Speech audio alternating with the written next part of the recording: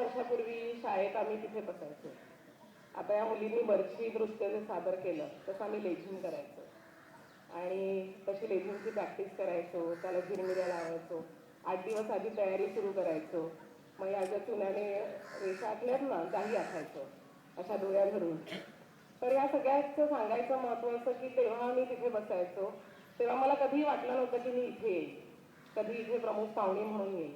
पण मला खरंच खूप आनंद झाला आणि त्यांनी मला हा जो मान दिला आहे त्याच्याबद्दल शाळेचे आभार. आणि आता इथे जे मी काही तुम्हाला सांगणार आहे ते माझ्या मित्रमैत्रिणींना, लहान मित्रमैत्रिणींना, मी काय तुम्हाला इथे उपदेश वगैरे करणार नाही आहे. कारण आता मी आले इथे कार्यक्रमाला बसले तर मला, मी इथे जरी बसले असेल तरी मनाने मी तिथे बसलेले. आणि 25 वर्षापूर्वीचे आमचे कार्यक्रम मला आठवत होते की कसं आम्ही मार्चिंग करायचो. तेव्हाही सुभाष तबला वाजवायचा, आजही सुभाष तबला वाजवतो. तर तुमचे जे तबल्याचे जे सर आहेत सुभाष, तो माझा वर्गमित्र आहे. आणि मुलांनी खूप सुंदर वाजवलं आज, म्हणजे खरंच खूपच सुंदर वाजवलं.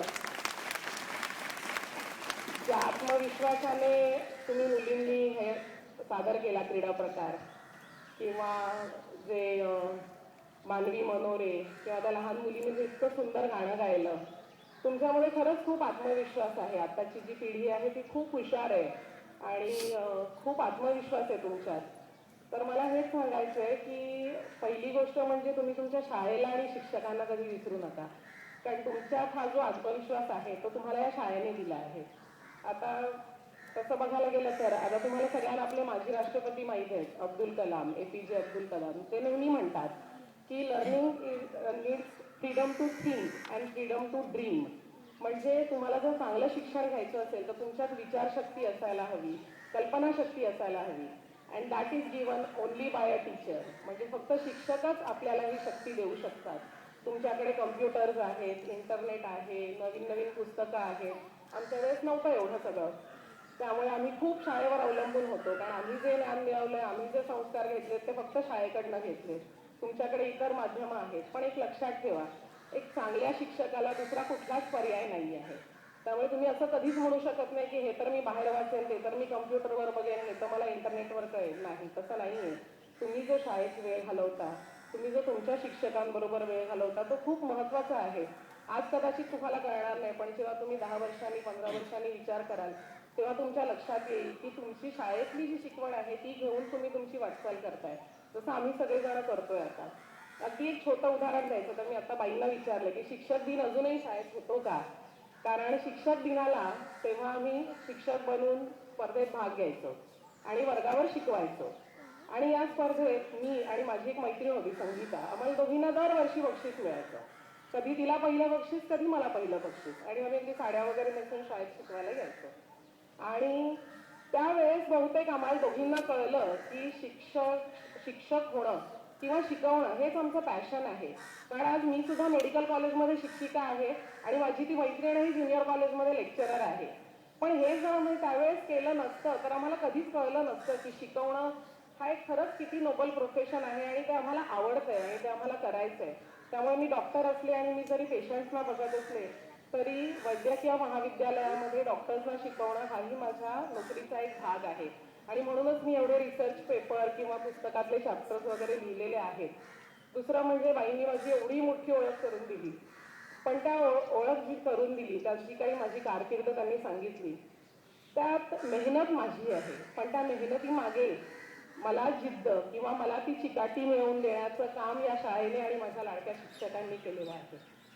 म्हणजे आता त्या शिक्षकांपैकी मला वाटतं 2-3 शिक्षकच इथे आहेत, पण तरीही मी आवर्जून सांगेन की त्यावेळेस मुख्याध्यापक फुलमकर सर किंवा पंडित सर, माळी सर, महाजनबाई, त्यानंतर चित्रेबाई, ठाकूरबाई या आणि इतर बऱ्याच शिक्षिका, तर या सगळ्यांनी मिळून जे आमच्यावर संस्कार केले, आमच्यावर जे प्रेम किंवा माया केली, त्यांच्यामुळेच आज आम्ही एवढे यशस्वी आहोत. आणि कुठेही बाहेर जेव्हा आम्ही जातो तेव्हा आम्ही अभिमानाने सांगतो की आम्ही भीमानगरचे विद्यार्थी आहोत. कारण त्यावेळेस शाळेची ही इमारतही नव्हती. आम्ही 4 बिल्डिंगमध्ये तळमजल्याला शाळा भरायची. एका बिल्डिंगमधनं दुसऱ्या बिल्डिंगमध्ये आम्ही निरोप द्यायला जायचो किंवा काही शाळेची नोटीस द्यायला जायचो. अगदी रमत गमत जायचो, मजा करायचो, खूप मजा यायची. पण आता कोणीही विचारलं तर लोकांनाही कौतुक वाटतं की एवढ्या छोट्याशा शाळेतनं आलेली मुलं आहेत आणि एवढं शिकले आहेत. तर एक लक्षात ठेवा, शिक्षण ही कोणाचीही मक्तेदारी नसते. तुम्ही श्रीमंत असाल तरच तुम्ही शिक्षण घेऊ शकता असं नाहीये. तुम्ही गरीब घरातून आला असाल, सर्वसामान्य घरातून आला असाल, तुमचे आई वडीलही शिकलेले नसतील, तरीही तुम्ही शिक्षण घेऊ शकता. एक चांगली शाळा जर तुम्हाला मिळाली, चांगले शिक्षक मिळाले, तर तुम्ही खूप प्रगती करू शकता. हे तुम्ही आम्हाला बघून तुम्हाला ते कळलंच असेल. आणि मीच नाही, माझ्यासारखे इतर कितीतरी विद्यार्थी डॉक्टर आहेत, इंजिनियर आहेत, कोणी शासकीय अधिकारी आहेत, मोठमोठ्या पोस्टवर आहेत, बँकांमध्ये मॅनेजर आहेत. आणि हे सगळं कशामुळे आहे? तर या शाळेमुळे आहे आणि या शिक्षकांमुळे. तर मला एकच सांगायचं आहे की तुम्ही तुमच्या शाळेला, तुमच्या शिक्षकांना कधीही कमी लेखू नका. तुम्ही मराठी माध्यमातून शिकता म्हणून तुम्ही कमी आहात असं मानू नका. आम्ही मराठी माध्यमातून शिकलो, पण आज आम्ही जाऊन अगदी परदेशातही जाऊन लेक्चर घेतोच ना इंग्रजीमध्ये. त्यामुळे शिकायचं असेल तर आपण कुठेही कुठल्याही परिस्थितीत शिकू शकतो, हे लक्षात ठेवा. दुसरी गोष्ट म्हणजे आता हा जो कार्यक्रम पूर्ण झाला तेव्हा मला आठवलं की आम्ही स्वातंत्र्य दिनाची तयारी करायचो, गॅदरिंगची तयारी करायचो, विज्ञान प्रदर्शन, शाळेतल्या स्पर्धा किंवा वक्तृत्व स्पर्धा, आंतरशालेय स्पर्धा, या सगळ्यांमध्ये आम्ही भाग घ्यायचो. बाई म्हणाल्या त्याप्रमाणे मी कबड्डीतही होते, मी स्पर्धांमध्येही भाग घ्यायचे, वक्तृत्व स्पर्धेतही जायचे, सगळ्यातच जायचो. कारण असं होतं की अभ्यास एके अभ्यास कधी आम्हाला कोणी करायला शिकवलाच नाही. तेव्हा सगळ्यांनी सांगितलं की नाही, आता विज्ञान प्रदर्शन आहे, चला प्रोजेक्ट बनवायचा आहे, आता कबड्डीची स्पर्धा आहे, तिकडे जाऊन भाग घ्यायचा आहे. पण हे सगळं करताना सुद्धा आमच्या लक्षात आलं की या कार्यक्रमांचं आयोजन करण्याची सुद्धा जी सवय लागते, ती सगळी सवय आम्हाला या शाळेतनं लागली आहे. त्यामुळे या सगळ्या गोष्टींचा आम्हाला आमच्या पुढच्या कारकिर्दीत खूप उपयोग होतोय. तर तुम्हीही या शाळेकडनं, शिक्षकांकडनं जेवढं घेता येईल तेवढं घ्या. दुसरी गोष्ट म्हणजे आज प्रजासत्ताक दिन आहे. 64वा प्रजासत्ताक दिन आपण साजरा केला. प्रजासत्ताक म्हणजे लोकशाही असं बाई म्हणाल्या. पण आपण खरोखरच लोकशाहीत आहोत का? लोकशाही आहे, मान्य आहे, पण आज आपल्या अवतीभोवती ज्या अप्रिय घटना घडतायत, आपण बरंचसं पेपरमध्ये वाचतो, टीव्हीवर बघतो, तर या घटना आपल्याला जर थांबवायच्या असतील तर काय करता येईल? तुम्ही काय करू शकता, मी काय करू शकते, मी डॉक्टर आहे, मी काय माझ्या माध्यमातून प्रबोधन करू शकते, तसंच तुम्ही काय करू शकता. तुम्ही उद्या पुढे जाऊन अभ्यास करून, मेहनत घेऊन एक प्रामाणिक इन्स्पेक्टर होऊ शकता, हुशार डॉक्टर होऊ शकता, शिस्तप्रिय शिक्षक होऊ शकता आणि त्याप्रमाणे तुम्ही समाजामध्ये बदल घडवून आणू शकता. पण याकरता सगळ्यांनी खूप मेहनत करायची गरज आहे. त्यामुळे विशेषतः हे जे महाविद्यालयातली मुलं आहेत त्यांना मी सांगेन की तुमचे करिअर तुम्ही असे निवडा की तुमचा तर विकास होईल, तुम्ही तुमच्या कुटुंबालाही आधार द्याल, पण त्याचबरोबर या समाजालाही सांभाळाल, या समाजातले जे दुर्बल घटक आहेत त्यांनाही तुम्ही सांभाळाल. आणि अशाच पद्धतीने जेव्हा आपण विचार करू तेव्हाच खऱ्या अर्थाने आपला भारत देश प्रजासत्ताक होईल. त्यामुळे एक मनात खोंगाड बांधून ठेवा की तुम्ही अभ्यास कराल, तुम्ही मोठे व्हाल, तुम्ही नाव कमवाल, पण त्यावेळेस तुम्ही समाजासाठी पण काहीतरी कराल, तुम्ही परत येऊन या शाळेसाठी सुद्धा काहीतरी कराल.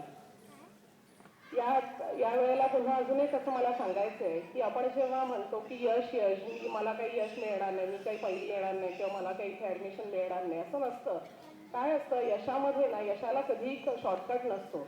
नशीब नेहमी 1% असतं, पण माणसाची मेहनत 99% असते. त्यामुळे जर तुम्ही मेहनत केलीत, मनापासून मेहनत केलीत, बाई म्हणाल्या त्याप्रमाणे चांगली पुस्तकं वाचलीत, चांगली आत्मचरित्र वाचलीत, प्रामाणिकपणे अभ्यास केला, प्रामाणिकपणे काम केलं, तर तुम्ही यशस्वी व्हाल आणि थोड्या वर्षांनी तुमच्यातलंही कोणीतरी इथे दिसेल.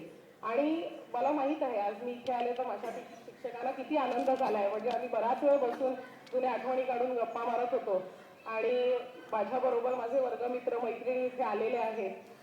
मला इतकं बरं वाटतंय की आज त्यांच्या समोर इथे मला एवढा सन्मान मिळाला आहे. तर सरते शेवटी मी तुम्हाला एकच सांगू इच्छेन की एक इंग्रजीमध्ये सेइंग आहे की life is an opportunity, benefit from it. Life is a dream, realise it. Life is a challenge, meet it. Life is a struggle, accept it. Life is too precious, don't destroy it, but just enjoy it.